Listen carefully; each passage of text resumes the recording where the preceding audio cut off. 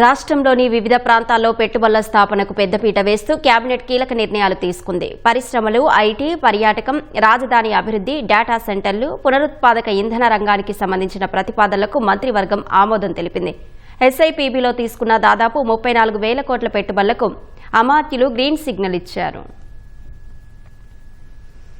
CM Chandrababu అధ్యక్షతన సచివాలయంలో సమావేశమైన రాష్ట్ర మంత్రివర్గం దాదాపు 80కి పైగా అజెండా అంశాలకు ఆమోదం తెలిపింది. అమరావతి పరిధిలోని ఉండవల్లి ప్రాంతంలో 426 కోట్లతో మౌలిక సదుపాయాల కల్పనను ఆమోదించింది. అమరావతిలో 5 స్టార్ హోటళ్లు, కన్వెన్షన్ సెంటర్లకు ప్రోత్సాహకాలు ఇచ్చే ప్రతిపాదనలకు గ్రీన్ సిగ్నల్ ఇచ్చింది. విశాఖ, తిరుపతి, కర్నూలు, అన్నవరం ప్రాంతాల్లోనూ పర్యాటక ప్రాజెక్టులకు అమాత్యులు అంగీకారం తెలిపారు.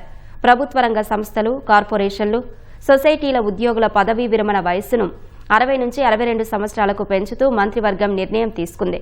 అనంతపురం, కడప జిల్లాలో సౌర, పవన విద్యుత్ ప్రాజెక్టులకు భూముల కేటాయింపు, బయోగ్యాస్ ప్లాంట్ల ఏర్పాటుకు ప్రోత్సాహకాలు ఇచ్చే ప్రతిపాదనలకు మంత్రివర్గం ఆమోదం తెలిపింది.